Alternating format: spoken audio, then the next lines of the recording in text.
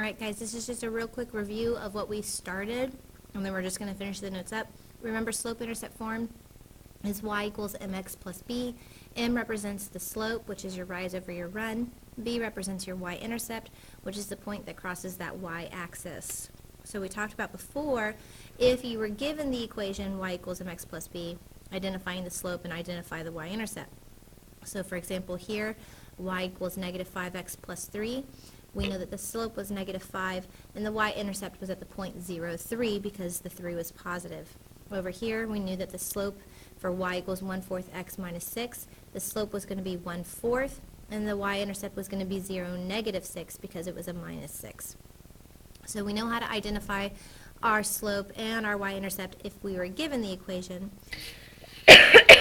You also were shown how to write the equation when given the slope and the y-intercept, so doing the reverse, or the converse of it. So if the slope is 2 and the y-intercept is negative 8, then we know that the formula is y equals 2x minus 8. If the slope was negative 1 and the y-intercept was 3, then we know that the formula is y equals negative x plus 3. Okay, we also have seen it using some graphs or some tables. So real quickly, I want to just do one more quick review from a graph.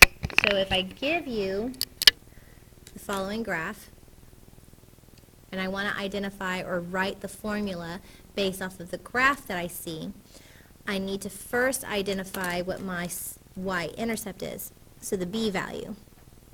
Now remember, the y-intercept is the point that we cross the y-axis, and your y-axis is located on the vertical. So the point that the line is crossing the y-axis happens to be right here at 20.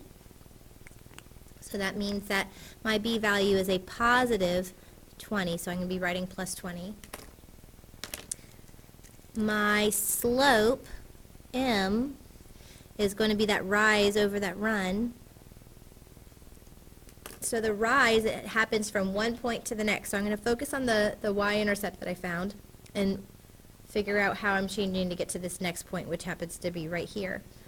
So the rise is located from 20 to 25.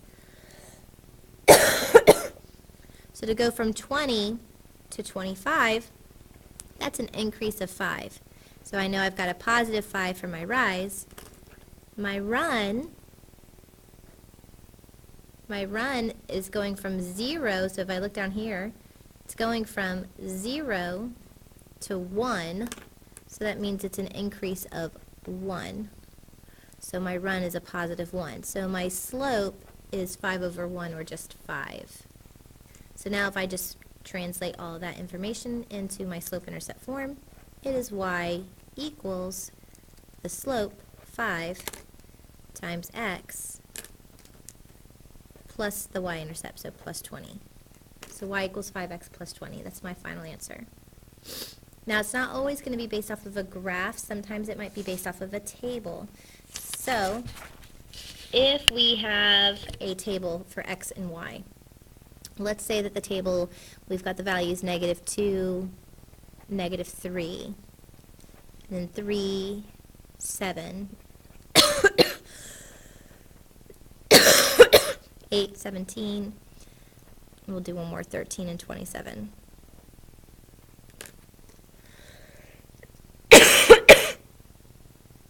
So for here, it's easiest to find the slope first. Remember, the slope is the rise, which is the change of your y.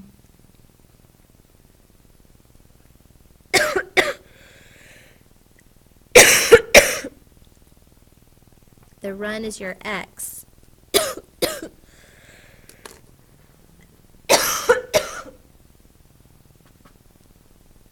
Sorry, guys.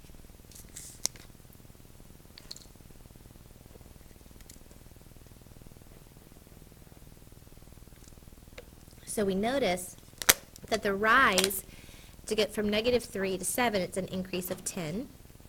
To get from 7 to 17, it's also an increase of 10. And to get from 17 to 27, it's also an increase of 10. So when I'm focusing on my slope, m, I know that my rise is going to be a positive 10. And then my run If I look here, to get from -2 to a +3, I'm also increasing, and I'm increasing by 5. To get from 3 to 8, I'm increasing by 5. To get from 8 to 13, I'm increasing by 5. So now I've got a run that's a +5.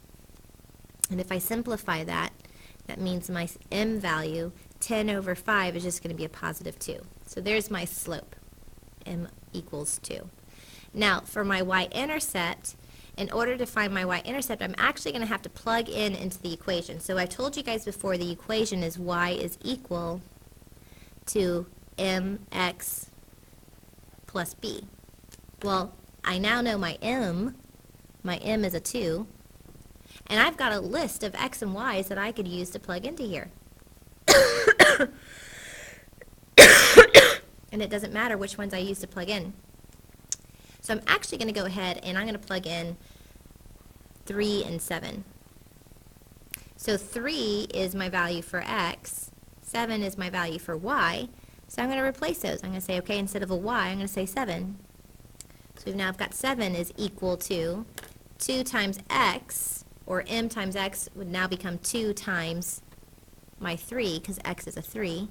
And again, you can choose any one of the values. I could have chosen -2 and -3. So this could be a -3 is equal to 2 times -2.